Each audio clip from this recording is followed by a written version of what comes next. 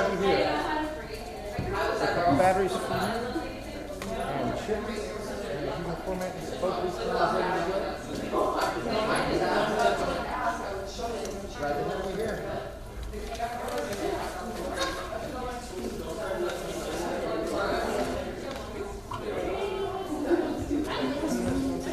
Once you get this started,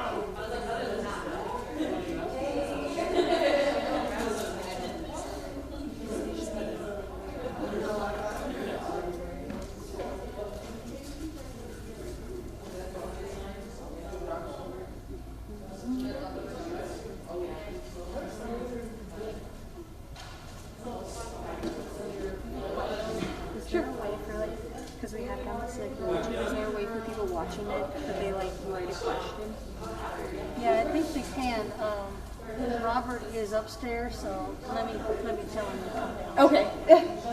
He was just down. Sorry about that. No, that's okay. Good, how are you?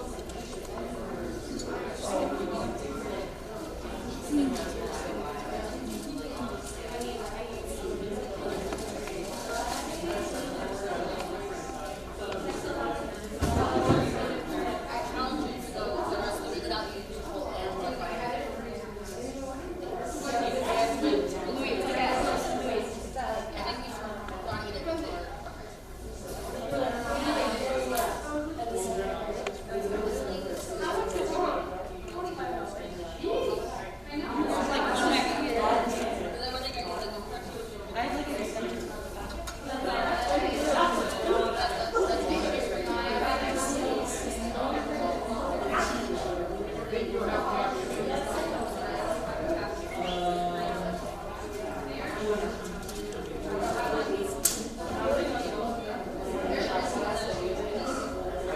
have comments now. I think you have comments. I turned it on. If you lock it, that's all I can do. But I think you got it.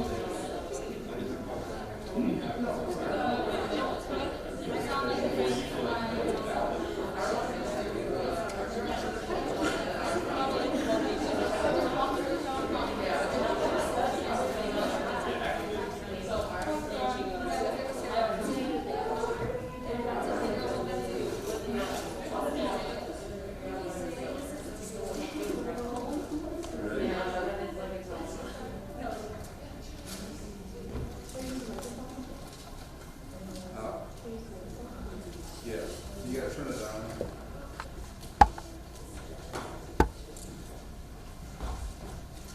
Testing? Okay. Alrighty.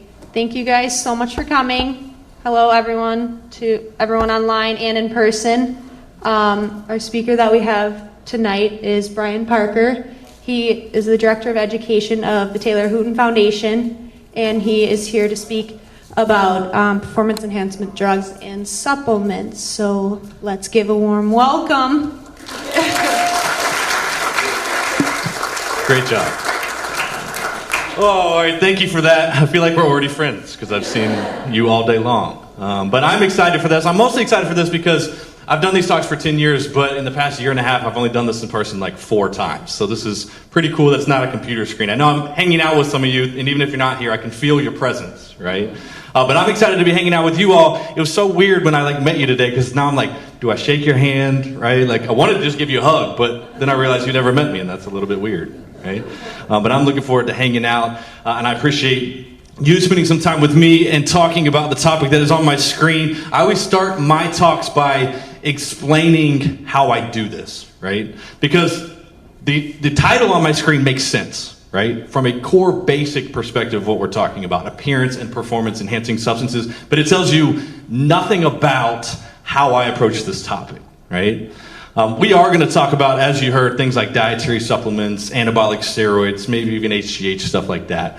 But this is not going to be a very medical perspective, if that makes sense. A couple of reasons for that. Number one, I'm not a doctor, and I don't play one on TV, right? So that's not really my background. This is going to be much more of a real world conversation, right? So let's take supplements, for example. It's not so much talking about the ingredients themselves, it's talking about issues with the industry, what to be aware of, what are some red flags, how do we navigate that, right? Let's take anabolic steroids, for example. It's not going to be so much about, all right, how is this, what is this stuff made of, what's going on, what are the chemical reactions, all that kind of stuff. It's going to be much more about, where is this stuff coming from, right? What is it? Who's using it? Why are we using it, right? So it's much more let's dive into the real world of this stuff, because at the end of the day, number one, I think that's a bit more of a fun conversation to have, right? And I'm going to have fun doing this. I want you to have fun with me.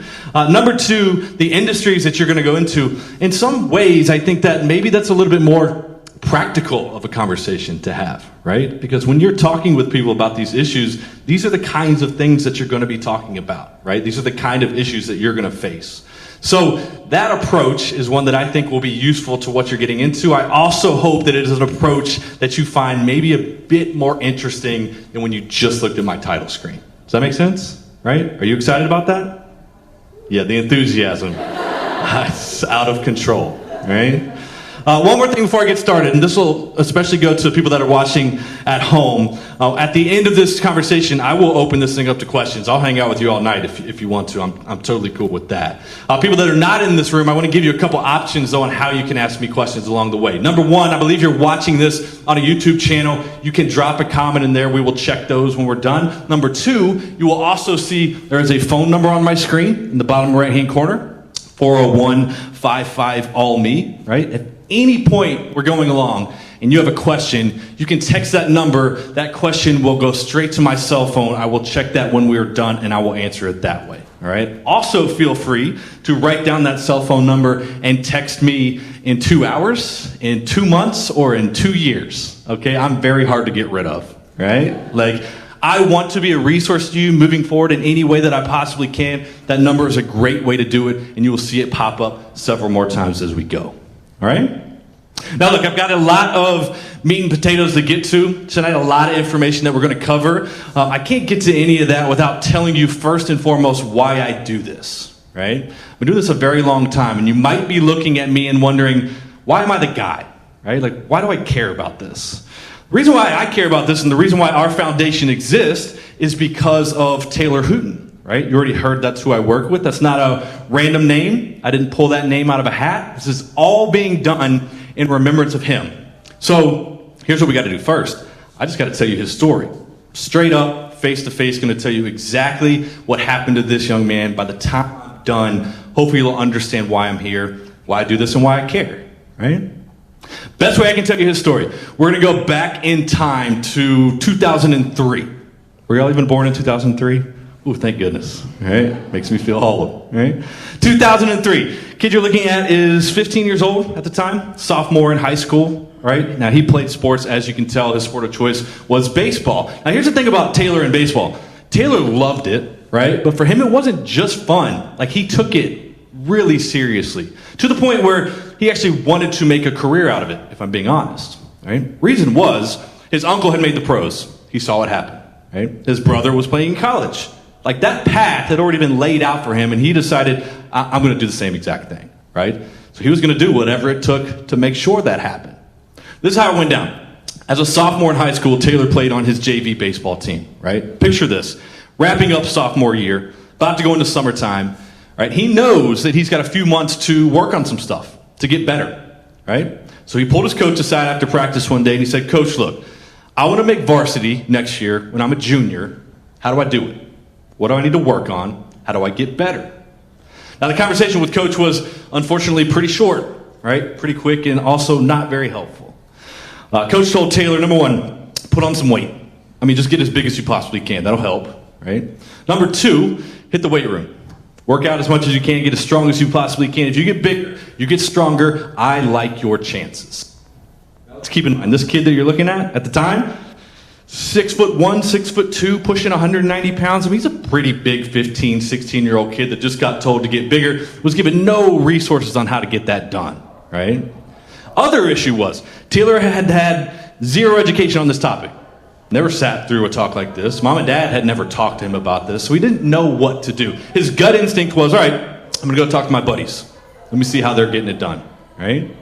A lot of the guys had heard the same exact thing. And so because of that, a lot of the guys, about 50%, if I'm going to be exact, were already using anabolic steroids.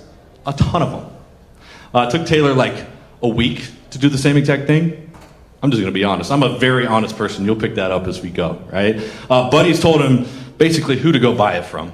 Buddies basically taught him how to use it, if I'm being honest. So he went out, bought a couple of different types of steroids, used them like crazy for about 6 months. And I will fast forward you guys 6 months down the road. Taylor's dealing with a lot of side effects. We're going to talk about all of them later. Was some of it physical for him? Yeah. But what really got bad for Taylor was up here. So psychologically, mentally was just killing him, right? It was actually so bad that even though this stuff was working, wasn't worth it. Taylor had decided, I want to quit. So Taylor sat down after school one day with his mom and dad, and he said, Mom, I'm doing this. I want to stop. I need some help. Now, Mom and Dad, as I told you before, had no education on this, had not talked to Taylor about this, had never had a talk like you and I are having, didn't know what to do. Their gut call was, all right, we're going to the doctor. That's the right call. Unfortunately, the doctor that they went to also had, I'm just guessing, never had a conversation like you and I are having, because that doctor told Taylor to quit everything that he was taking that day. Cold turkey. I will tell you that is the worst thing you can ever tell somebody that's actually using this stuff and wants to quit. That sent Taylor straight into a withdrawal. That withdrawal led straight to a depression. It was about 6 weeks from the day that he had quit using this stuff. Had gotten so bad, he got home from school one day, went up into his bedroom, grabbed a couple belts, and took his own life. So if you look at me and you're wondering, why am I the guy? It's because of him, right? The reason why we exist is to make sure what happened to him doesn't happen to anybody else. That includes everyone that I'm looking at, but that also includes everybody that you're going to work with throughout your career path along the way, right? That's why we do this, okay? This topic is not talked about enough as much as it should be. It's definitely not talked enough as much as we do alcohol, smoking, and drinking. We talk to all of our young people about this. Raise your hand if you ever had a presentation like this when you were in high school about anabolic steroids, dietitian. A couple, right? That's pretty standard, right? 85% of people don't get educated on this. You want to know why I think that is? We don't see it, right? Here's the thing about drinking, smoking, all that kind of stuff. We see that happening, right? And we know why it's happening. That we're escaping, we're releasing, we're having fun. Like the stuff we're going to talk about, you're not having fun with that, right? Like you're not going down to the Bermuda Triangle for HGH happy hour, right? It's not why people go there. Pat taught me about what that is last night, by the way. Sounds kind of fun, I'm not going to lie, right? We are not doing that in that manner, right? And so we're doing it to achieve a goal. Man, we keep it real secret, right? We're going to close that door. We don't see it happening, so we don't talk about it, right? That is one of the other reasons why we put this together. It's not just to remember Taylor. We noticed that, all right, nobody's doing this. There's a giant gap in education. We got to fix that, all right? So that education that he didn't get is what we're trying to get to in the hands of as many people as we possibly can. And we do it through hanging out with you all just like this. Right? Reason why I'm able to do this outside of awesome people like you and schools like you that bring us in, I got a lot of really cool partners that have just helped us out and supported us along the way. You'll recognize most of the people on this screen. Biggest partner I got is Major League Baseball. We do community work with them every single summer. I always throw this slide up because I don't even get to do that. I don't even get to talk to you if it's not for these people. So I always show them a little bit of love before we get started. All right? Got it? That's your background history lesson on who we are and why we do what we do. Now let's get into it, right? I told you at the very beginning that the phrase I like to use is appearance and performance enhancing substances. But what does that really mean at the end of the day? The way I like to define that is to take that term and break it down into three major categories. Pretty much everything that we talk about can fall into one of those three, all right? There's a couple outliers, but at the end of the day, the stuff we're going to discuss is dietary supplements, first and foremost, because I feel like everybody does it, or everybody's tried it, right? It's out there, especially within the world of athletics that you work in, right? So let's talk about it. Human growth hormone is one that I'm actually not going to touch on tonight because I'd be up here for 3 hours, right? So like if you have questions about that, please let me know. I've got 11% of young people trying HGH. It's nuts. It's out there. Okay, so you have questions, send them my way. We'll wrap it up with anabolic steroids as your grand finale, right? But I always start with supplements because, as I alluded to, insanely popular, right? You all know what I mean when I say supplements, right? Everything at your health food store down the street. Protein, creatine, pre-workouts, vitamins, energy drinks a lot of times. These are all what I consider supplements. You want to sum it up? Powders, pills, bars, and shakes. That's what we're going to talk about for the next few minutes. All right? Now, the reason why I talk about that is up on the screen. Numbers. I throw out numbers sometimes. I'm not a big fan of numbers. They don't really always tell the full picture. Numbers will tell me I've got 12 million students in middle school and high school using supplements. I think that's really low, right? Raise your hand in this room alone if you've ever had a supplement at some point in your life, right? Pretty standard for me. Most hands go up, all right? Now look, because your hand just went up, you're not in trouble, all right? I'm not mad at you, all right? If you got an energy drink in your hand, I'm not going to call you out, all right? But I'm not upset about that, okay? These numbers don't really bother me at the end of the day. It bothers me a little bit that we're starting at 11. That seems early, okay? But the fact that people are taking supplements as a whole is not the biggest issue, right, with this industry, right? So I am not here to shut down the supplement industry. Like, I promise, like on the weekends, I do not stand outside of GNC and protest. That is not how I spend my spare time, okay? So at the end of the day, like, this talk is going to start to sound a little bit negative. It's going to start to sound like I hate this stuff, or I'm telling you not to do this stuff. That's not really what I'm saying. I think there's a time and a place. Some products are better than others, right? What I'm really looking to do, and what I'm hopeful that you all will be able to do with the people you work with, is to get them to be a little bit smarter about it. That's my end goal. My end goal is pretty simple. This is what I tell people every day. The next time You're sitting in your dorm, you're sitting in your apartment, wherever you live, back at home, right? And you're thinking about putting a supplement inside of your body. I just want you to stop for 2 seconds, right? Have a quick conversation in your head with yourself, right? And ask yourselves a few questions right here on the screen. Number one, what is it? Sounds simple, but do you truly know what that supplement is? Do you know that it's healthy? Do you know that it's good for you? Do you know what's inside of the bottle? Can you turn it around and tell me what all those ingredients are on the back of the label? I could not when I was growing up. First and foremost, you have to know what it is.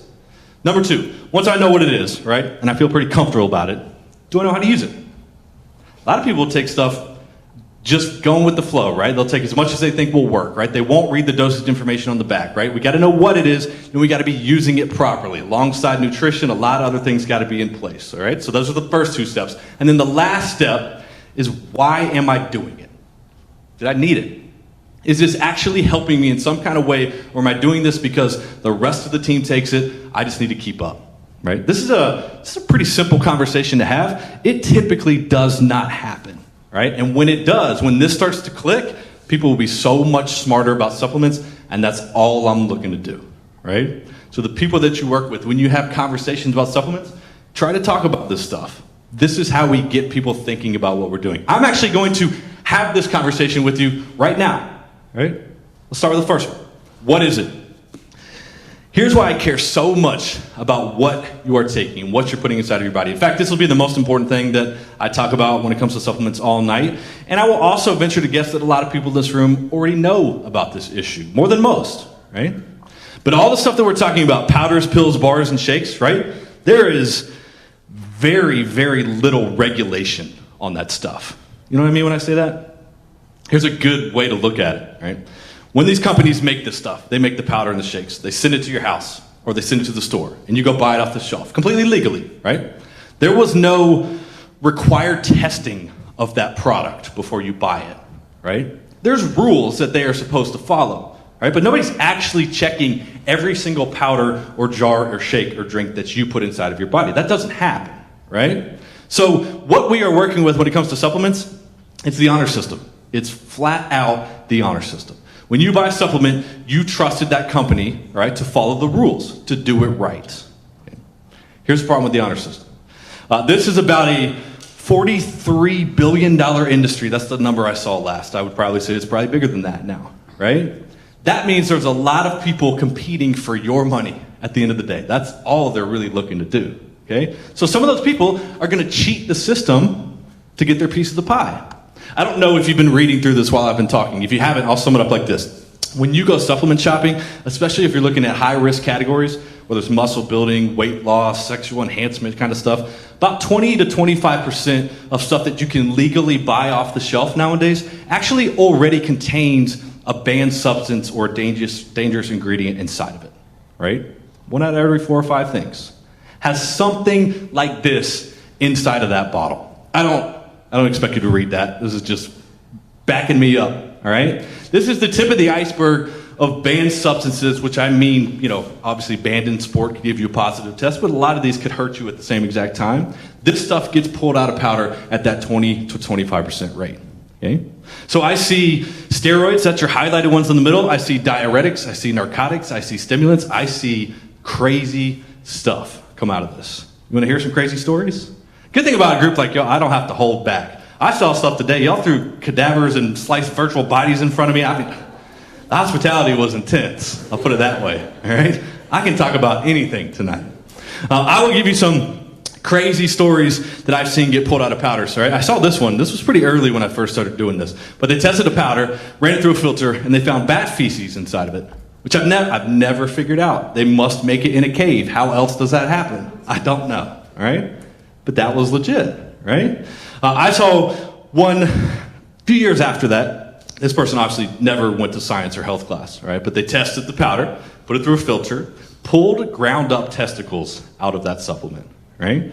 I assume that they think that the same as doing steroids. That's not how any of this works, all right? But that happened. One I've seen on 3 different occasions, which I actually don't laugh at, it really makes me scared, is they have pulled meth out of a powder. Right? All 3 of them were pre-workouts, and we will get to that later, all right? That has happened multiple times. Now, the one that I've seen a few times. You can guess what kind of category it comes out of, and I've also got a really good joke for it. All right, prepare yourselves. I have seen supplements that had Viagra inside of the jar. All right, here's my joke. I assume if you take that product, that's going to make for a pretty hard practice. All right? Thank you. Because if you don't laugh at that one, you're not going to laugh all night. I've worked on that one for years. Right? This is the issue with the industry that scares me the most. This is why I care so much about what you're taking. This is why I think there's an issue in the industry where people walk into health food stores and they look around and we start to assume, well, everything in here is healthy, right? Everything in here is good for me or safe for me. We have that misconception a bit. I would love to tell you that's the world we live in. It's just not, right? This is the kind of stuff that we're working with. That's why we have to be aware of what we're doing. Now, you might be thinking to yourself, why does this happen, number one, and how does this happen, number two, right? Well, as I told you before, most of these people want your money, right? So here's how they're going to do it. Are there going to be some products that accidentally get dirty? Maybe they hired a co-packer and they didn't clean their machine and gets mixed in. I've seen it. I don't see it much, right? Most of the time when I see stuff get popped with spiked or contaminated products, most of the time they know exactly what they're doing, right? They're doing it on purpose. Because here's the truth. Let's say you're buying some kind of, workout powder, protein powder. Your goal is to gain some weight, for example. So let's say you go buy some cool new designer whey protein isolate. I don't, whatever you're taking. And let's say a month or two later, you've added 10, 15 pounds. Like probably an unrealistic amount of weight to add in a short amount of time. You know what your mind thinks? Your mind thinks, this protein's amazing. This is working, right? Well, it is working, but it's not because of the whey protein in it. There's no product that you can buy that quickly and safely changes what you look like. If there was, I would sell it. I'd make a whole lot more money than I make now, right? That's not on the shelf. If something is changing with your body pretty quick, they probably hid something in there, all right? They probably threw a steroid in there, but they're not going to put it on the label. You're not going to know it. All you know is that it's working. You're going to buy it. They're going to make their money. That's what they're looking for at the end of the day, right? If you want to take that a step further and know how they do it, all right, it's pretty easy. Some companies will be bold and just flat out put their banned substances on the label because they just assume people aren't going to read the ingredients anyway. I've seen that before. But a lot of them are going to, number one, either lie to you, just not put it on the label, or number two, just kind of mess with the term a little bit, right? Let's take testosterone, for example. That's a banned substance. That's basically steroids. We'll get to that later, right? Not a whole lot of companies out there that are going to be crazy enough to put testosterone on the ingredient list on the back of their product, right? But there are 200 different aliases to that word testosterone. I don't know what 90% of those are. You could fool me, and I do this for a living, right? So if you put these terms on the back of the label, most people won't think twice, right? But they've spiked it. They did it on purpose because that's what's going to work at the end of the day. That's the vicious cycle that we're living in. Too much money on the line at the end of the day. It's going to be like this for a while, right?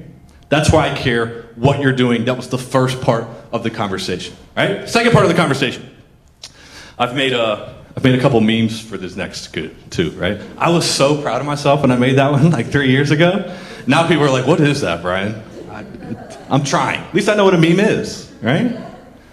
Next question that I try to get people to have with themselves is like, do I even know what I'm doing? Really good example of that is a product like creatine, right? In fact, I'm going to talk about like 4 really popular supplements in the next few minutes.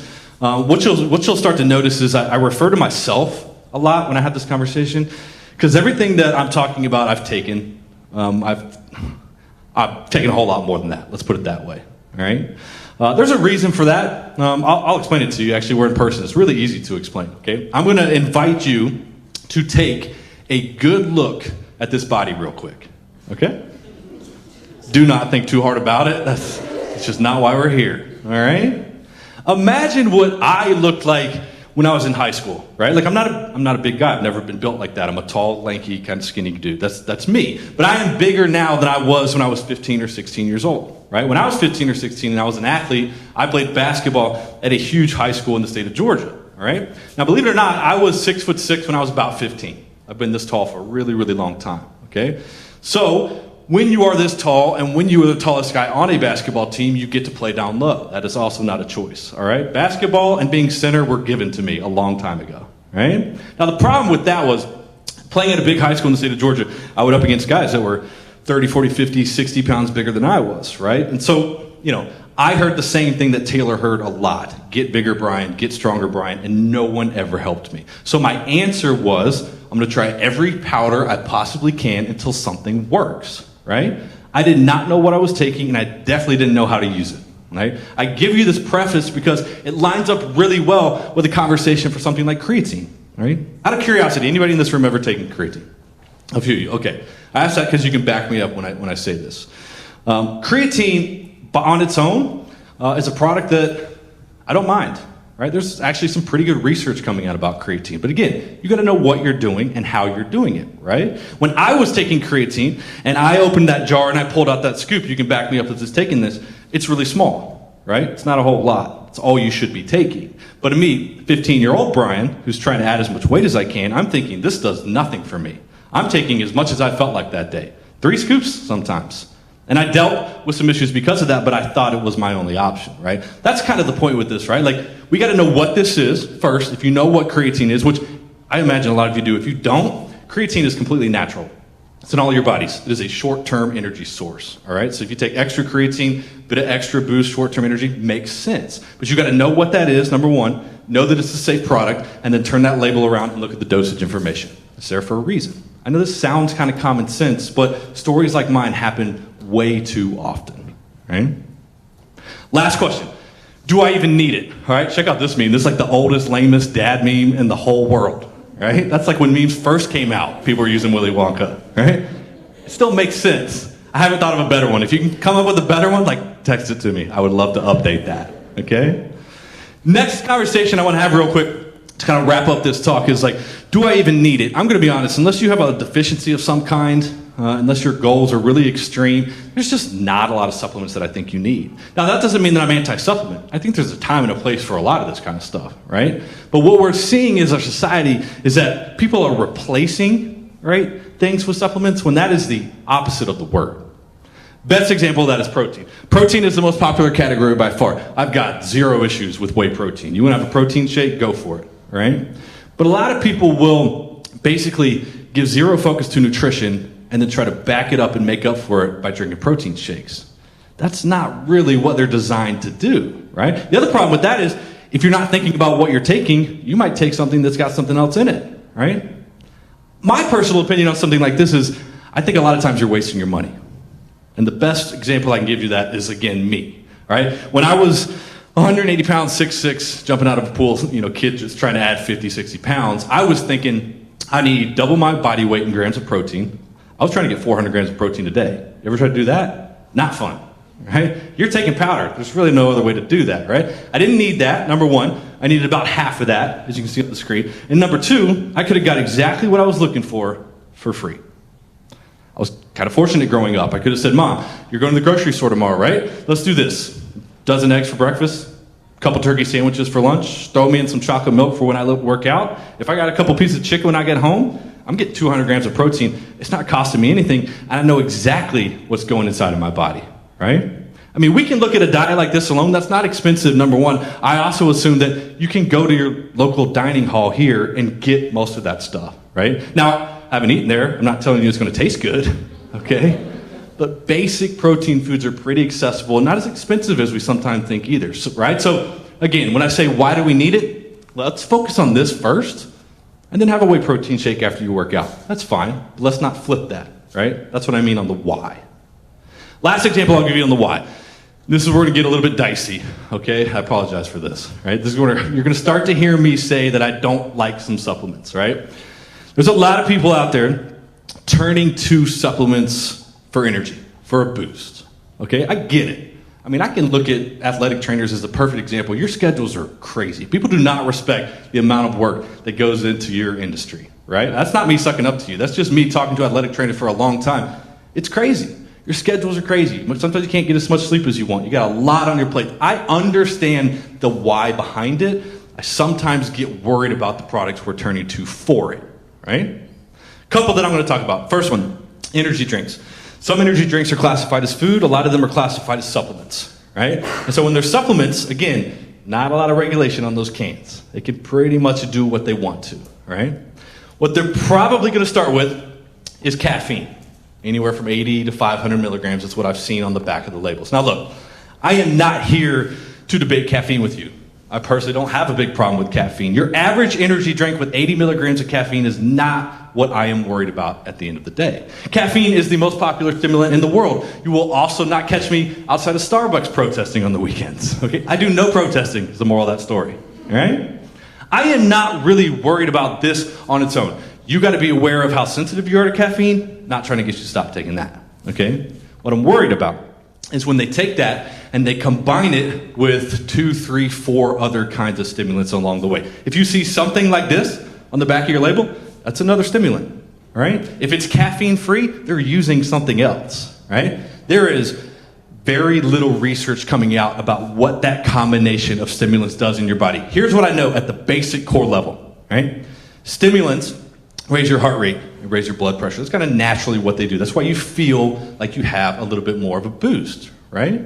Well, the more and more you raise those levels, the more dangerous it gets. So I'm just seeing more and more examples of dehydration. I'm seeing more and more examples of people that can't sleep at night. I'm seeing more and more examples of potential cardiovascular issues at the end of the day because we're pushing those numbers a bit too high, in my opinion, all right? If we're looking for a boost, I think there's better options. I'll get to that in a minute, but again, not really worried about the 80 milligram. I'm worried about the 350, 400 that's using multiple stimulants on the way. Those are super high risk. Those are ones that I would avoid, right? The other thing I would avoid, again, I don't even like using the avoid because I don't like to tell people not to do stuff. That's not me. I don't make decisions for people. I get you information that hopefully helps you with decisions, but that's not my end goal. This last category is kind of not giving me a whole lot of choice, all right? Stuff out there called pre-workouts. You know what they are? There's actually no definition of what makes a pre-workout. You know what makes a pre-workout in my eyes? If it's a jar and it has a one-word explosive term on the front. That's pretty much how you know you got a pre-workout, right? You know what this is? This is a cocktail of powders. Basically what we're talking about at the end of the day. I've got 3 issues with them. Issue number 1. Most of them are a waste of your money. And I mean that in a couple different ways. A lot of them have almost no active ingredients in them, and they are completely marketing you out of $80, and it's not going to give you any benefit whatsoever. Other reason I say that, we're looking for a boost before we work out. Some of these have almost no calories in them. You need calories, you need fuel to actually get energy. That energy that you think you feel is almost a facade. That caffeine stimulant boost, that doesn't last through a workout, right? So that's the other reason why I say it's kind of a waste of money, all right? Number 2, those stories that I told you about ground up testicles, meth, all that kind of stuff, I see a ton of it happen in this category. Shocker. If you're taking something called jacked, they're going to assume you want to get jacked, right? Well, let me make sure that actually happens. Slip an anabolic steroid in the mix, right? This is the most high-risk category. I see stuff spiked all the time, right? Number 3, I think we're loading ourselves up with stimulants at the worst time possible, right? So there was a study that just came out that multiple stimulants can constrict blood vessel function within the first 30 seconds of you consuming it, right? I think that's probably not the right time to do it right before any kind of activity, right?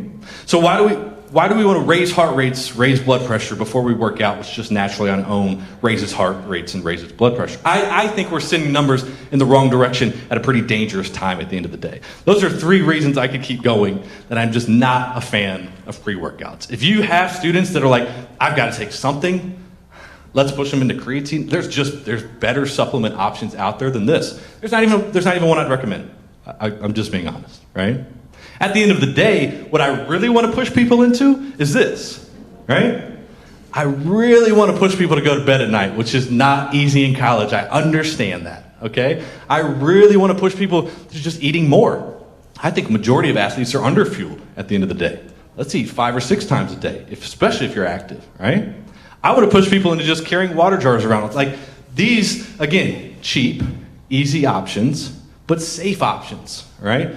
Then maybe we can work in something here or there if we really need it, okay? But this is what I mean about getting smarter at the end of the day. These are simple conversations, I'm not seeing them happen enough. And that's where I think your role that you have, these are conversations that you can ensure happen with the people that you're gonna work with every day on stuff that you see going on, stuff that you see people taking. All that makes sense? Let's wrap up the supplement talk. I told you at the beginning of it that I'm gonna sound negative. I think I did. Sometimes I'm talking, I'm really am starting to sound like I hate supplements. I truly don't, All right? I want people to be aware of this stuff. I'm also not naive. People are going to continue moving forward in their life. They're going to continue taking stuff. I am not going to shut down the supplement industry on my own. That would be impressive, but I'm not. All right? If we know that this is going to happen, I think a bare minimum way that we can get a little bit smarter about it is to go find the good stuff. Go find the companies that are following the rules. They're out there, but they're not going to fall into your lap. Like, you got to know how to track them down, right? You may be aware of this resource. There's a few different resources out there, a few different companies that do supplement certification, right? Which is basically independent third-party testing of this stuff. All right? These companies are making sure that the facilities are clean. They're making sure what's inside the bottle is what's listed on the label. They're making sure that the rules are being followed, right? My favorite one is NSF. Have you seen this resource before? Yeah? All right. NSF does a lot of things, but they have a great supplement certification program. And if you were to go to this website on your right, nsfsport.com, or if you have a smartphone, you can download their app. Just look for that logo. It's 100% free, all right? You go to that app or that website, everything you see on there has been tested. It is what it says that it is. I think it's a bare minimum step. If I'm buying whey protein for the week, I'm going on that website, I'm buying something off the list, because that takes a ton of risk out of the equation. Not all risk. Supplement use will always have some risk, but we can eliminate a lot just by taking 2 minutes out of our day. Right? Another way to get smarter about it, that was my end goal. Hopefully that'll help you with conversations that you will see along the way, because you will see it. You're probably already seeing it. Right? Used all the time. Second half. Told you the grand finale is going to be anabolic steroids. Here's what I don't want to do with steroids. I don't want to stand up here and say steroids are bad, here's how they hurt you. That's not really useful at the end of the day. I mean, are we going to get to side effects? For sure. I'm going to show you stuff that won't gross you out, because it's not possible with this group, right? We're going to get to side effects. We're going to talk about dangers and warning signs to be aware of, but it's much bigger than that, right? Kind of alluded at the beginning, like, the real world of steroids is not what people think, okay? So I am about to take you on a steroids journey. That's what you're about to sit through, okay? We got a lot of background I want you to know before we talk about the side effects, right? First step in your journey. What is this stuff? Beautiful thing about this group, I don't have to spend a lot of time on this slide, right? Most of you have a fairly good understanding of what something about like anabolic steroids is, correct? Important note, again, you probably also know this. If you go to the doctor, right, you got bronchitis, you got arthritis, something like that, they give you steroids. Those are corticosteroids. Those do not help with your bench press, okay? When I say the word steroids, all right, I'm shorthanding it. I'm talking about anabolic androgenic steroids, the kind of steroids that develop us, right? Sex characteristics, muscle building, that's the kind that I'm talking about, right? Now these kind, just like the other kind, were developed for legit medical reasons, right? Body wasting diseases probably being the most common of which. Hormone replacement therapy is a legit reason for this. There are legit reasons for anabolic steroids, okay? So I'm not going to dismiss that. When I talk about steroid use, I'm mostly talking about people that are using it to change what they look like, improve their performance, recovery reasons. There's a lot of it, and they're using a lot more milligrams than people that are getting prescribed this stuff, all right? So I'd like to put these out there. You probably know that more than most. There are some things that I want to clarify before I talk about this usage, right? Nowadays, I've got over 100 different types of steroids, so it's kind of hard for me to sum up anabolic steroids, but if you ever need to have a conversation with an undergrad about steroids. This is a good example, okay? It's going to be really hard to break that down and talk about each different type. So here's a good way to do it. Steroids equals testosterone, right? Most people go through health class. They have a pretty good understanding of what hormones is, what testosterone is. They know that it develops us, puberty. They know all that kind of stuff. At the end of the day, most steroids, they're synthetic testosterone. They're man-made testosterone trying to do the same exact thing that hormone does. Right? That's how they work. Other quick note, they work. They are incredibly powerful. They are incredibly effective. Right? I don't say that to push people into steroids.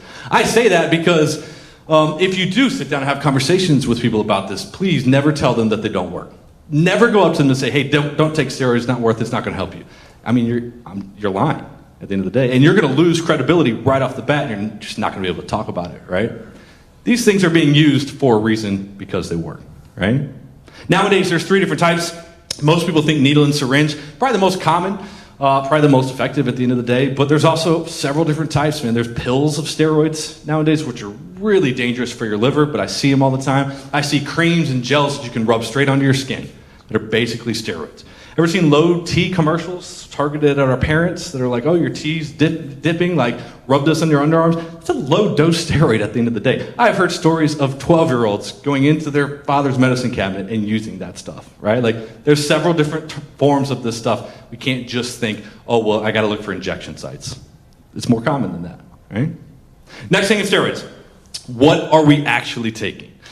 What I like to do in my journey is debunk a lot of myths about steroids. When I was growing up, I thought about taking steroids a lot. I'm just going to be honest, because the powders never really did anything for me. So what happens when that doesn't happen? You look to the next step. But when I thought about it a lot, my mind would go to this. Well, those are really expensive. Those are pro-athlete kind of drugs. I simply can't afford that. Or my mind would oftentimes go to, well, I need to have a friend that's a doctor. Like somebody's got to write me a prescription. I got to get the hookup somehow, right? Otherwise, I'm not going to be able to track this down. For the rest of the night, not going to talk about what pro athletes take. Not what students are taking, all right? They are really hard to find and really expensive. I'm not really even going to talk about what you'd get from a doctor's office down the street. Also not what most people are taking. Most people are taking black market, underground, call them what you want to, street steroids. They're like everything else, all right, on the drug scene nowadays. Most steroids that people are using do not even start in the US. I see tons of them come in from China. I see a majority at the end of the day come in from there, right? This is the process. People get together in China. And by the way, they don't get together in a lab. They get together in a buddy's garage or a basement, all right? Super unsanitary conditions. And their goal is, all right, we're going to make drugs for the Americans today. That's basically what their end goal is. So to simplify the process, they're going to mix up a bunch of powder, and it's basically, like I told you, it's synthetic testosterone. That's really what they're trying to make, okay? They take that powder, and they ship it all over the world, but unfortunately a lot of it comes right here to the States, okay? Now let's just say this. Let's say I'm a drug dealer. I'm not. That would be a really weird conflict of interest with what I do for a living, okay? But let's say I am. Let's just say I had a big shipment of powder, all right, come to my front porch. Well, next logical step is I've got to find a way to make this stuff usable, to make this injectable. What I see more often than not is any kind of oil-like substance. That's what really is effective at the end of the day.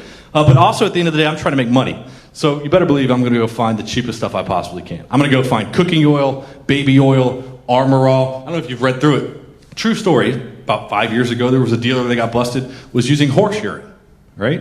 Ever felt horse urine? That's a good answer, all right? It'd be weird if you had, all right? If you had, you would know it's really thick and oily. Only thing I know about horse urine, really, at the end of the day, it has to be cheap. I can't imagine they charge much for that, right?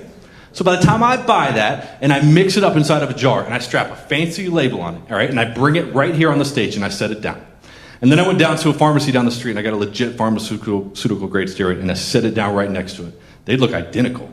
I mean, no one in this room would be able to tell me which one is which. These people are very smart. They know what they're doing. So a lot of people that get involved, they think they're taking the pro athlete medical grade steroids. They're probably taking this. This is what's just out there and easy to find. Pictures to back me up. I told you it's not a lab, right? This is the overseas, all right, garage that they're basically mixing up these powders in these tubs, right? They're mixing it together in that. They're running through this filter. This filter serves no purpose. I have no idea why they even waste their time using it, right? I mean, look at this. There's no quality control on any of the stuff that we're talking about, right? But they run it through the filter, then they throw it, I call this their state-of-the-art storage facility. That's where they keep this, right, before they ship it out. Then they ship it out, it goes everywhere. A lot of it comes to houses right here in the States, and these are actual DEA drug bust pictures of people that were taking that powder, taking that oil, weighing it out over here, mixing it up in that beautiful bathtub. You know it's going to get nice and dirty and contaminated along the way. But as I told you, it ends up like that. Ends up in vials just like that. It's 100% legit, okay? That's why I say, like, most people that get involved with this stuff, they don't even know where it's coming from. It's likely this, because this is accessible, right? I'm actually going to prove that to you. I don't do this section very much with students, because sometimes I feel like I'm teaching people how to buy steroids, and I don't like that, right? I think it's important for you all in the role that you play, right? Any kind of field that you're getting into like this, I think it's important to know where the stuff is coming from, right? Let's do this. Let's say you go back home tonight, all right? Go to your computer. Go to some kind of search engine. I don't care what you use, right? Type in buy steroids online. Type in some kind of phrase like this. Actually, quick note. If you're on a work computer, don't do this. I'm not trying to get Pat fired tonight, right? Let's do a personal computer. Type it in, you'll get millions of hits. Click on them. Truly, click on them. They will look exactly like this. They do not even hide it. They can get away with it. Most of them are based overseas.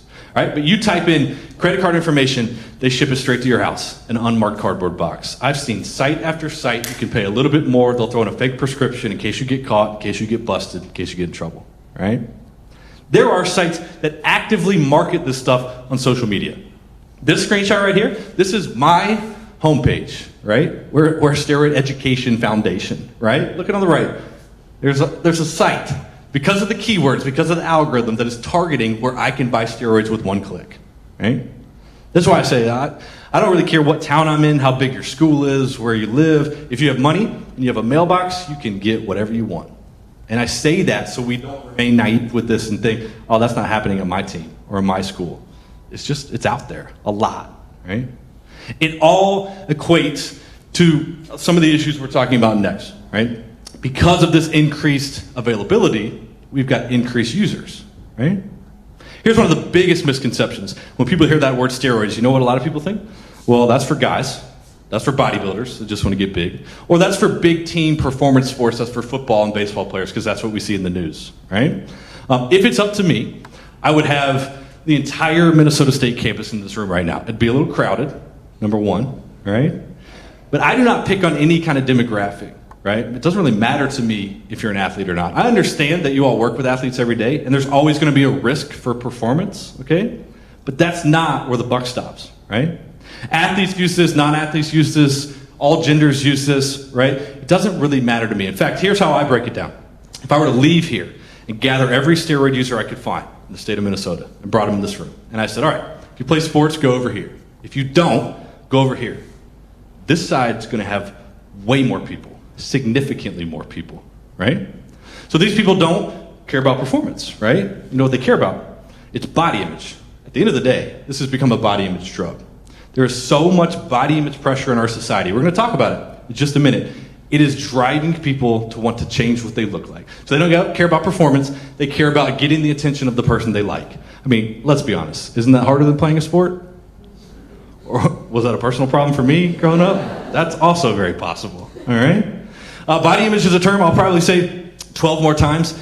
It's truly running a lot of this. A lot of the usage rates we're talking about, it's for that reason alone. And I say that because I really try hard not to pick on any one group of people, all right? Because this is being used across the map. Also important to know that the roles that you're in, all right? Not just your football players. A lot of people are being pressured into this. This all equates to the numbers on your screen. Again, I rarely throw out numbers because I don't think they're a great screenshot, but I try to keep my eye on the studies. Here's how it breaks down. About 1 out of every 14 people that I talk to now have tried steroids at some point in their life. 1 or 2 in every team, 1 or 2 in every class. Way more prevalent than it used to be because of that pressure and because of that accessibility. It is a perfect storm at the end of the day. Right? Next section. Why do people do this? Okay, some sweet picks for you. Even those don't gross you out. Most of the time people are like, oh, y'all don't even flinch, right? Next section is probably one of my favorite sections to talk about. It is the least scientific part of my talk by far. There is nothing medically focused about what we are going to talk about. But I want to take that concept I just threw out of body image pressure and really dive into it. There are a lot of pressures that are telling us to try that steroid, take that supplement, all right? I'm of the opinion, if we don't start talking about these pressures, they are going to get so much worse. It is insane how bad they've gotten in the past 20 years. Here's what I'm talking about. I've got 3 pressures that I'm going to focus on that I think are pretty universal to the human experience, I would say, all right? For some people more than others, but these are pretty common, right? First pressure, role models. Probably applies when you're a little bit younger, right? We have role models that we look up to, that we want to be like. We want to get on their level. I get it, right? Do you think I didn't want to play in the NBA when I was 16 years old? Now, if you had ever seen me play basketball, that was never going to happen, all right?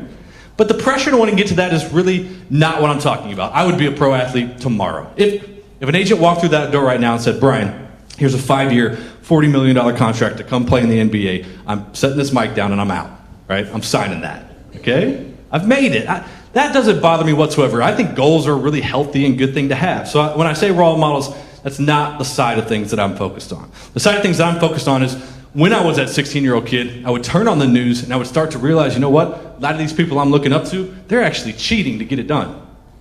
That is tip of the iceberg behind me. These are just probably some of the bigger, most famous names that you've heard about that got caught with this stuff. There's a player in the NFL that got busted 3 days ago and said he was doing it for scar tissue recovery issues. Not true, right? This happens a lot. And so when I'm growing up, I'm thinking, all right, I would love to get to this level, but apparently I got to cheat to get there. And that created a lot of pressure for me, and it creates a lot of pressure for young people. That's the side of role models that I don't like, that we need to talk about more, the impact that they're making, right? Next pressure. Media and ads, I probably should change that and just put the word pictures, right? That's really what I'm talking about. We see pictures every single day on what we are supposed to look like, right? I know that's true. Open up Instagram. Or not today, you couldn't, right? Open up social media. That is, I swear that's what half of it is. We're seeing pictures all around us on what we are supposed to look like. Walk by magazines, turn on the TV. It is incredibly common. I think magazines are probably some of the worst ones. These drive me nuts. I think most people don't bat an eye at this. This is just our society, right? But look at these magazines, okay? I was in an airport, right, not long ago. I had a few hours to kill. And so this is what I do. I walk into Hudson News, right? I go over to the magazine section, and I buy these off the shelf, right? Actually, let me take that back.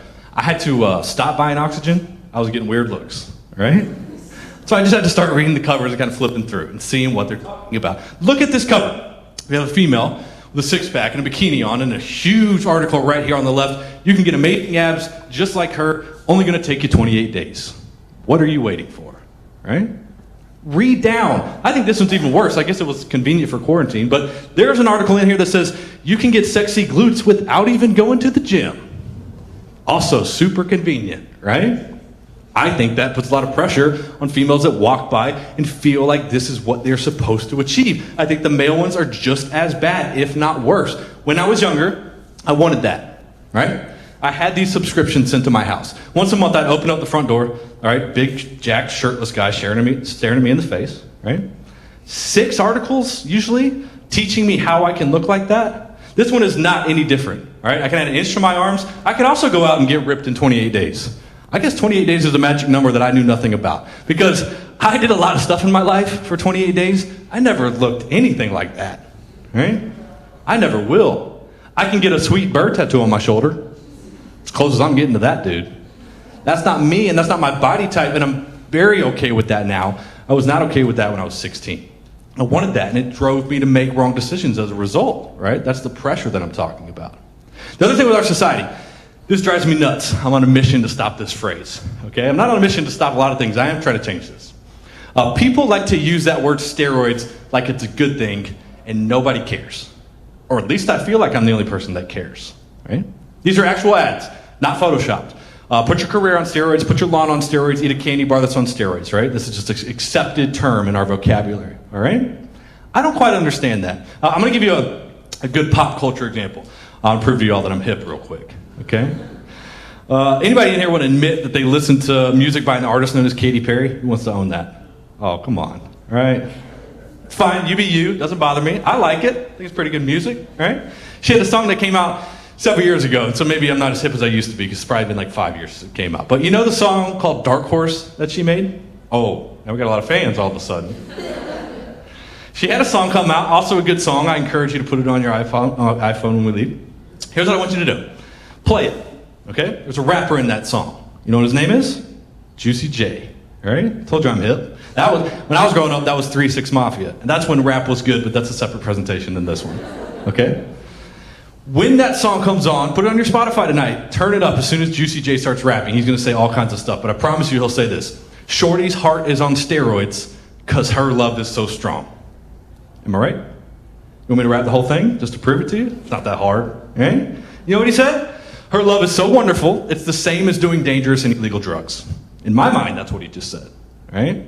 Now, we don't use other drugs in that kind of terminology, right? So when we do, you know what people think? It's not dangerous. It's a good thing. It's a powerful thing. It's not a problem, right? Something that, again, I don't think a lot of us connect the dots on. I think it creates a lot of pressure, right? People don't realize the danger of the stuff that we're talking about. Last one. Body image is a pressure I've already discussed. I don't need to define it anymore. I want to show it to you, all right? See, successful, and I truly mean quote unquote successful, body image is not what it used to be. It's only been 20 years. Here's what I mean, all right? Let's start with superheroes. Great example. Also going to show my age a little bit because you probably don't believe me that these are real pictures, but they are, okay? Let's take people like Batman and Superman, right? When most people think of those guys nowadays, we think of like Avengers movies, right? That's what comic books kind of look like now. Those are the suits that we're wearing, right? Back in the day, this was Batman and Superman. Those are real people. That's a real TV show, I promise you. That is not me on top of a hill wearing spandex. I know it looks like it could be, but it's not. That's a normal looking person that was a superhero. Nowadays, when people think of superheroes, they're probably seeing images that look like this. I don't know which marketing genius decided that Superman had to have 8 muscles in his arm, but it's completely unrealistic. And kids look up to this at a young age. I know this is a fact. Think about it. In like 3 weeks, I'm going to open up my front door. I'm going to see 6-year-olds with six-packs. That's what I call them, right? We're going to give kids six-packs and guns and Wonder Woman outfits. I just think we really shouldn't be surprised when this starts to seep in our head at a young age of a successful body image and it starts to come full circle, right? A few more examples. Good female example. I think I've established, not a fan of magazines, all right? Let's look at 3 really popular female magazines that are out there, okay? Back in the day when they started, all right, 30s, 50s, things like that, their covers at the top were just cartoons. Perfect. You can go back, I'm not kidding, it's been 20 years, 15, 20 years. The magazine covers used to be this, right here on the bottom. I call them what, glamour shots, hair and makeup? Perfect, right? This doesn't bother me. What bothers me, I went grocery shopping last week. Every time I do, I walk out right by the register, I look where the magazines are, I scan them. I will always see at least one that looks something similar to this, right?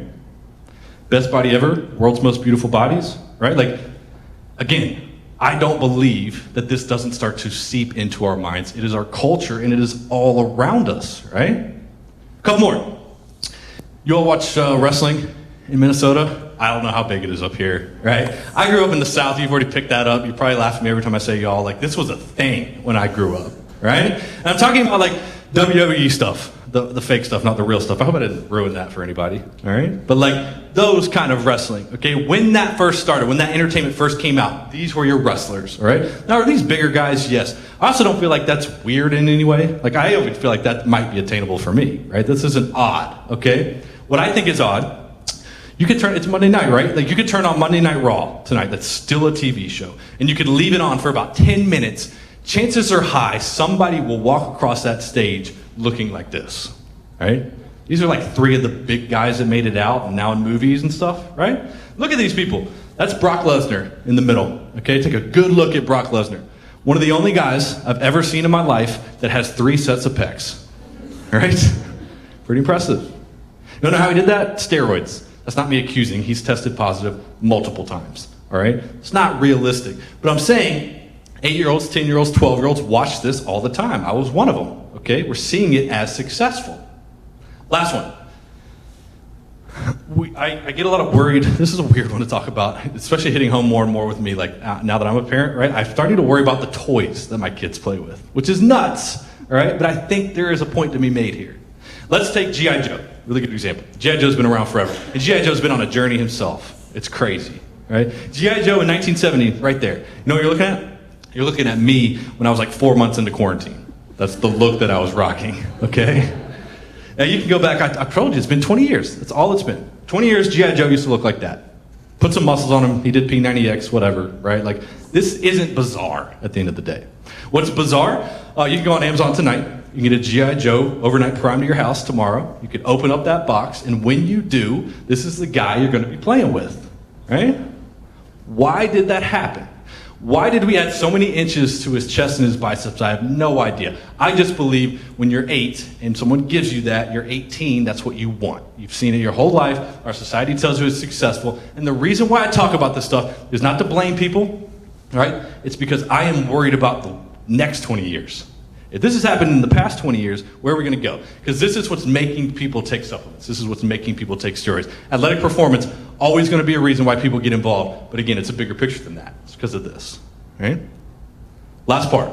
I'm going to wrap up your steroid journey. I told you that I was not going to come out of the gates and just say, hey, steroids are bad, here's what happens, okay? Wanted you to have that background because that allows you to have conversations about that just like we're having today, right? But the last part that you all have to be aware of is reasons to avoid this stuff. There's a few different reasons at the end of the day that I care about, all right? Care about one of them way more than the others. First reason, all right, we can talk about this just for a second, just because you live in the worlds of athletics. It's cheating. It's flat out against the rules. You take this stuff, you're an athlete, you are changing the fundamental level of what competition is meant to be. I believe that. I'm probably the biggest fair play person you'll ever meet in your life. I'm going to be real honest with you right now. I do not like talking about it. I don't. It actually drives me kind of crazy. Somebody gets caught, all right, on the news, and you know what we say? Well, they're going to miss 4 games.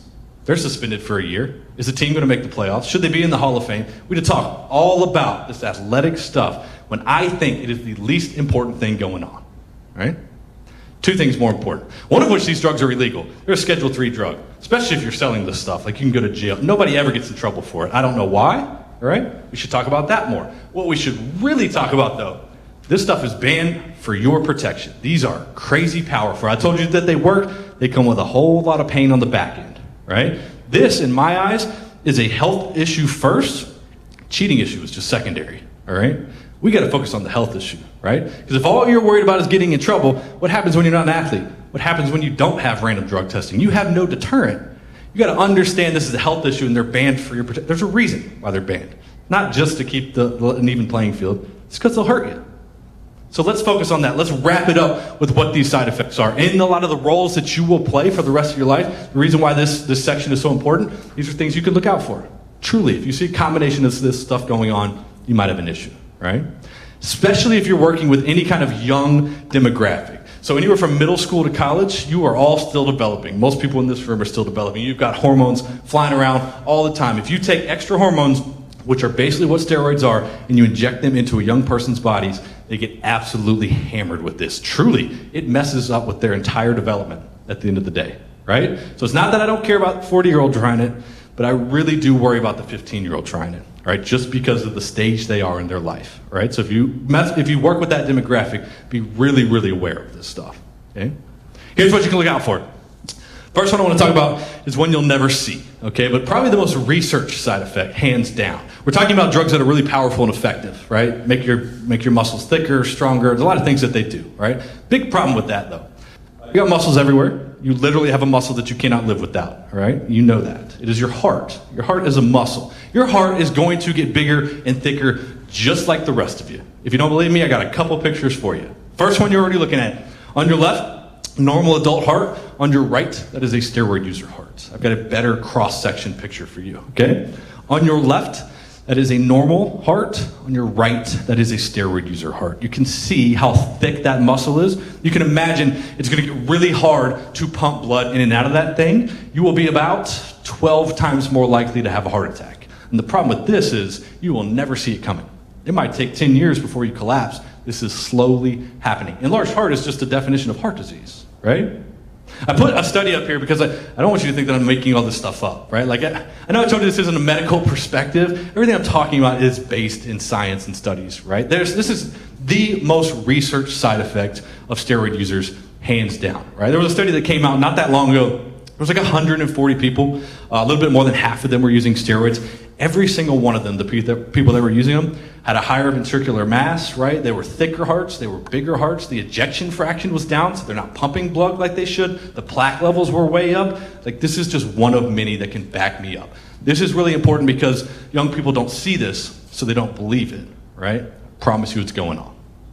Here's the stuff you will see, okay? Most side effects start pretty quick. These drugs are effective. You'll see them work pretty quickly. You will deal with side effects pretty quickly. The short-term stuff is right here on the screen.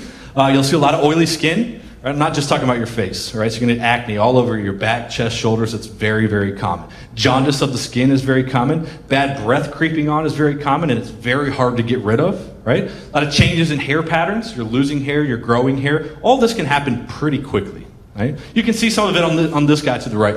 In fact, let me call this guy out to the right because this might be an exact conversation that you have. I've had it many times. People will come up to me because they've had a conversation with coach and they're like, Brian, I just got told I got to add 8 pounds or lose 8 pounds, whatever it is, right? Can I try steroids for 3 months? Let me get to where I'm trying to go, and then I'll stop. I promise, right? Problem with that. When you use this stuff, your body holds on to a lot of extra fluid, right?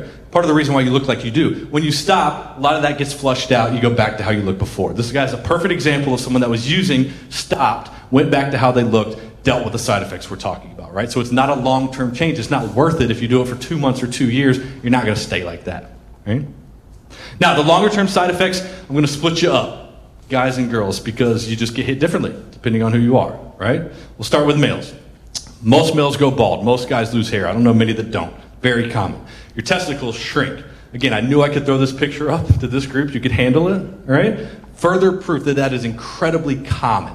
Very easy to understand. One of the jobs of your testicles is to produce testosterone. If you feed your body testosterone, they are no longer going to need to do it. You are doing the work for them. They will shrink up. That will lead to a lot of long-term damage that you might never come back from. Depends on how long you've been using it, right? Very common. Last one I'll talk about, if you're a male, the longer you do it, you might develop breast tissue, okay? If you need a gross story to really emphasize that, I'll tell you one really quick. Used to work with a pro bodybuilder, okay? He was using, most guys do in that industry, I'm just gonna be honest, okay? He told me this story. He was in the middle of a competition, all right? He was stage left, about to go up next. He's looking at the guy that's in the middle, oiled up, flexing, doing his thing, right? Hitting all kinds of poses. He hits this one, you know that one? Gotten pretty good at it, right? Does that. Hits that, and like 10 seconds later, I'm not kidding you, the guy started lactating on the stage, right? Milk was coming out of his nipple. I think you know what that means, right? Common, because of what we're talking about. If you want to know the science behind it, I will tell you, we can get into that. I tell you that because when I heard that, it was a pretty good deterrent for me, right? Also very common if you're in this for a long time. Now females, a little bit more delicate for me to talk about females coming from a male perspective. I've just gotten that before. I understand that, all right? So I'm going to ask that you read through a lot of what's on the screen, and I'm going to try to sum it up like this. Longer a female gets involved, the more traditionally masculine they're going to start to look. Let's put it that way, right? So females don't have as much testosterone as males do. So if you're going to start to ramp that up, you are going to deal with male pattern baldness, right? Going to grow body and facial hair. Your voice is going to get deeper. I know a girl in high school, she used about 6 weeks of steroids. It's not much. It's not even a cycle. Her voice went down 2 octaves and it never came back. I'm not going to tell you how long ago that was because that would age me, okay? It was a while ago, right? A lot of delicate things going on with the female reproductive organs that you can read through, okay? That's basically what happened on the female side of the coin. And the last side effect that I will touch on the physical side, again, you can read through that. I could talk all night about side effects. All right, I'm going to try to wrap this up. I talk about this one because as athletic trainers, you're going to deal with this. You deal with injuries all the time, right? Your chance for injury goes way up when you're using this because you are adding mass, right, to your muscle, right? You are not strengthening the ligaments and the tendons that are holding all of that together. It's going to get to a point where you're putting so much pressure on them, it can increase your chance of injury. I think we should probably correlate that more than we do today, all right? Something to be aware of in the industry that you all work in specifically, right? And then last side effect is where I bring this home. Regardless of who you are, you will feel different if you take this stuff. I just don't know how to tell you how you will feel. It's impossible for me to know. But the reason why you feel different right now than you did when you woke up is because of hormones. If you inject a whole bunch of hormones into somebody, I just don't know what you're going to feel. You could feel mad and you don't know why. You could feel depressed. You could go back and forth. I know that this absolutely hammers people because this was Taylor in a nutshell. Like, he dealt with some of that physical stuff. This was what ultimately ended his story, right? The mental impact of this stuff can be extremely powerful. Just watch out, right? If you're seeing wild changes in behavior, you got an issue, right? Just be smart. If you see 3, 4, 5 of these things, you got something going on. If you run into a 15-year-old with acne, you have a teenager, okay? Like, we just have to be aware that this is happening and know what to look for and connect those dots. And that's when it's time to talk to them, right? And that's how we wrap this up. I've presented a lot of issues, right? Like, here's what's going on. I don't like to present issues without a solution. It's kind of ironic. The solution, in my opinion, to everything that we're talking about, it's what we just did. It's education. Told you at the very beginning, 85%, majority of people have never heard a talk like this, right? We have got to change that. And that's where you all come into play. Whether you are an athletic training student, a PT student, it doesn't matter to me. You play an incredibly unique role in this equation. Here's why I believe that. Your role is different. You're not a parent. You're not a coach. It's not as authoritative, right? You're much more on a peer level, which means you're going to see things that others don't. You're going to hear things that others don't. you are also more capable to have conversations that others can't, right? That's why I love working with groups like you. That's why I have athletic training meetings all the time, because you can truly help with this. You can be a key. My end goal is to have a conversation that leads to more conversations. That's what I think you all can do, the longer you stay in this, right? And so that's really your homework from me. When that time is right, when you think you need to, sit down and talk with some people about this. Don't accuse them, all right? Just sit down and have an open and honest talk like you and I just had. Tell them the good, the bad, the ugly, right? Also tell people that they can achieve their goals the right way. That might sound cheesy. If you don't hear it, you don't believe it, right? You need an example? Tell anybody that they can grow up and they can look like this, all naturally. This is achievable for anybody that wants it, okay? Something that I'm very sensitive to moving forward. Hopefully this helps you have those conversations. That was the end goal of why we put this whole thing together, right? If you are talking to young people, I'm not saying it is your responsibility to stop this or prevent this. I'm not putting the onus on you. At the end of the day, everybody has to own their own behavior. I told you at the beginning, I don't tell you this to tell you what to do. I tell you this because it's info I didn't have, right? Hopefully you can make decisions because of this talk, right? Because I believe you can be anything you want to be without this. I'm a walking commercial for that. Sometimes I sound cheesy, but I believe it so much, I actually started a campaign to try to get people on board with this, right? We focus way too much on the people getting caught and getting in trouble. I want to celebrate the people that are doing it right. I created a campaign called the All Me League. I went out and I got like 45 Major League Baseball players. I've got softball players. I've got Olympians. I've got cyclists. I've got a whole bunch of people that stepped up and said, you know what? My goal was to get to this level, and I did it, but I did it the right way. Let's talk about that. Let's celebrate that, right? So there's a website you can check out if you're online looking at stuff. It's allmeleague.com. There's actually a pledge on there. Like, people can pledge to live and compete without this stuff. Then we get to have a positive conversation instead of a negative one. That's way more fun to me, right? While you're online, a couple links you can check out. First one is a survey, okay? I've been talking a while. I want to know what y'all think about this, okay? allmepefree.com is the link. You can go on there. It'll take you 2 minutes to fill out a quick survey. Tell me what you thought. Or you can tell me face to face when we're done. It doesn't bother me, right? But I want to know how this is being received. I've been doing this a long time. I want to know if this is helpful, especially for students, right, in your industry. Is this helping you have those conversations down the road, okay? If you can help me out, that would be awesome. While you're online, there's a couple other things you can check out if you want more information. Believe it or not, there's a ton more information we didn't talk about. One of the ways we do that is we have a podcast. I think we're like the only people in the world that have a podcast, right?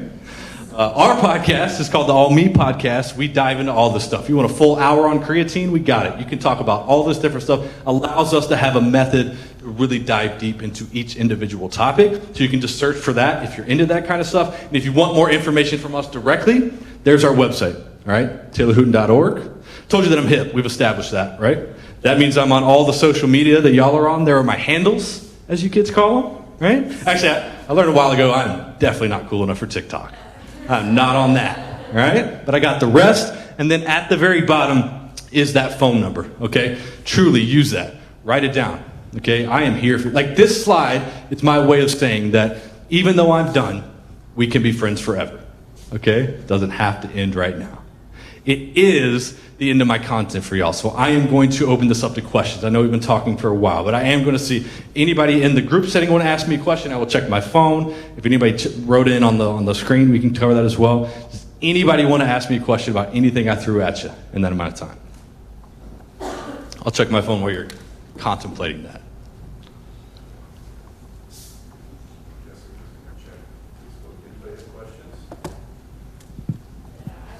Okay. Athletes or people using prescription drugs that's not prescribed. Mm-hmm. Mm-hmm. Where does that fall on? This is kind of whole set. So she asked mainly about athletes using prescription drugs. Best example of that being Adderall. It's a slippery slope. It's a kind of a messy conversation to have. So you're actually getting a good insight into some of the debates we have in the Taylor Hooten Foundation behind the scenes.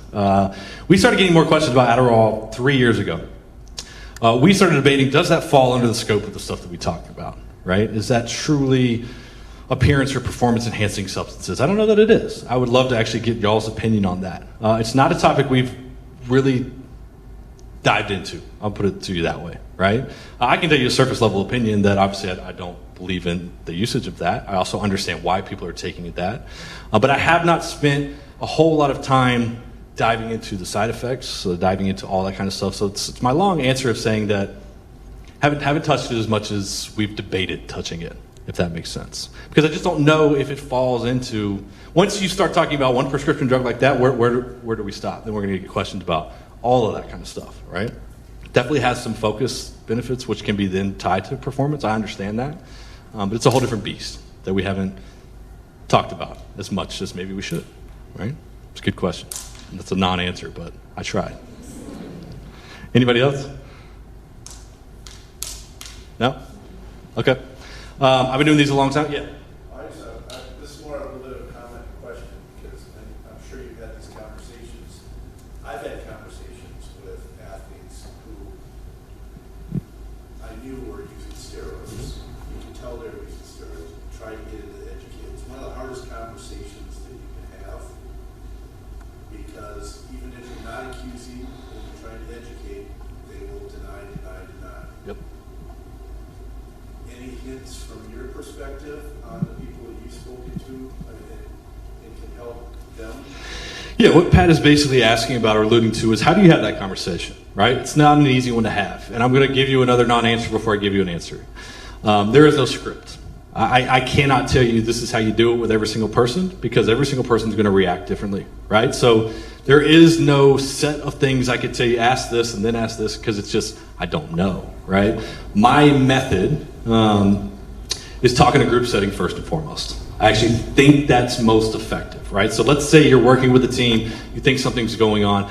Try, maybe go up to coach and say, hey, look, I would love to have a conversation with your team about this, whether maybe that's supplements or something like that. And then sit down and have a 20-minute meeting with the team. That way you're not talking to the one student you might be worried about, or say anabolic steroids, whatever the topic is. I have found that's a great starting point, because then you are building up some credibility there, right? Then maybe that person's a bit more open to talking with you about it, or not, right? Not always, but I think that's a better starting point than pulling someone into your office and say, hey, I've been noticing this, I've been noticing that, right? Saying that, when you get to that point, best advice I can give you is to go on our website, taylorhooten.org. We have an entire PDF that is devoted to this exact topic. What questions do I ask? How do I talk to a loved one about this, all right? There are things that you can pull off of that you feel will be most fitting to the person you're talking with. It's not a script, but maybe there's a few starting points on there that you can work from, all right? So my short answer to that is, let's do group setting first. That's not effective. Then we find a way to have some one-on-one communication. But as you alluded to, never go into it accusing, right? Unless you've flat out seen them using, right? It will always push back, right? So just talk about it in generalities. Like say, hey, I just had a conversation about this. I just learned about this. Like, see what they know. A little bit of dialogue, see where it takes you. That make sense? Yeah. Tough conversation to have. But I will say, don't avoid it, right? Best example I can give you of that is Taylor's brother knew what was going on, never talked to him about it. Every day wishes that he had, right? Way worse on the back end, right? To have something like that happen, because we were too scared to approach the topic, right? It's not easy, but it's needed. Yeah. Yes? You mentioned earlier that the worst thing to do is like have someone put in place for Yeah. really a good spot for like resources to like help that person get to the right withdrawal phase. Treatment, like how do we handle that? Yeah, it's a great question. So our question was, cold turkey is not the way to go. Like, is there a resource if we think something's going on? How do we, where do we go to? Where do we turn? How do we handle that situation? The unfortunate answer to that is there is no central resource. We have been working really hard behind the scenes to change that. Believe it or not, there is no required training in medical textbooks to teach doctors how to handle a steroid user. They know what they are, they know when to prescribe them, right? They know how to diagnose and give someone steroids, but there is not required training on, okay, if someone comes to me because they're using, how do we handle that situation? The way that you handle that situation is it is basically a form of hormone replacement therapy where you have to slowly lower the levels that they're taking while your body starts to ramp that back up. Because what happens in your body is you inject yourself with that much hormones, that much steroids, your body's going to stop doing it. Just doesn't need to. You're doing the work for it, right? But if you stop cold turkey, it takes your body anywhere from 2 to 3 months to really ramp up production of that hormone back to the levels that it was before. So now we're dealing with a couple months where, all right, I'm not putting it in, the body's not making it. That is withdrawal at the core, right? So we have to, know exactly how much that was using, know exactly how much to prescribe it. While they kind of wean off, we let the body produce it back up, all right? So what you have to do is find a medical professional that has that training. They're not easy to find, but that's when you almost got to grill them. Like, you got to ask, like, have you been trained on this? Do you know what to do, right? And knowing that that's the proper treatment protocol, hopefully that's the answer they give you and you start to feel comfortable with that. So it all kind of falls back on what your local medical resources are.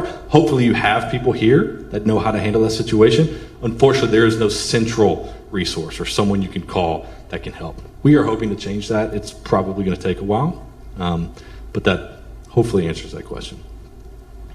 Good one. Anyone else? Yes. I knew the Hootens way before I started doing this. So family, friends, is one of those things you get to know them. Someone knew them and you knew them and you got connected. I was working in minor league baseball when I got out of school. I got burned out with that. Long hours and low pay. You wouldn't know anything about that, right? Wasn't for me. They were looking to get some help. I had known them and fans of what they were doing for a long time. It was just one of those right place, right time. Hopped on board, never looked back. That was 10 years ago. Cool thing about our foundation is we have a pretty big reach for as small as we are. We only have 4 employees. That's it, right? All of us known them for a while, either family directly, right? I still work with Taylor's brother every single day, right? Or have known them even before leading up to working with them. So we keep it that way somewhat intentionally because we remain pretty invested in why we do this, right?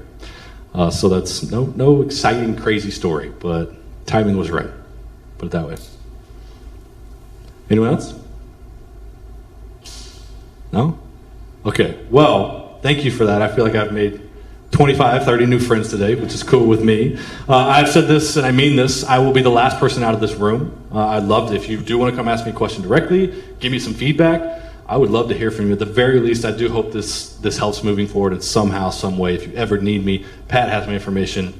I'm an open book. But if I don't hear from you, best of luck. Thank you for hanging out with me. I really do appreciate it.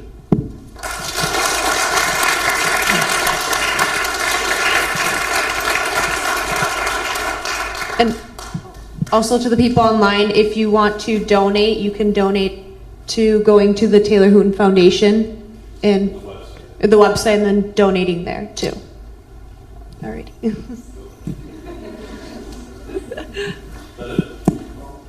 Jessica has something for you. Yeah, I wanted to emphasize that the Taylor Hooten Foundation allows Brian to come here and to go everywhere else. So we've made some donations, but that doesn't mean individuals can't make donations. People watching online, please make donations because this is really a public health issue. This is not really a competition issue. This is a public health issue that as athletic trainers, other people in healthcare, we can make an impact in because of what the foundation is doing. So please make donations. Thank you for that, Matt. Thank you for all you do.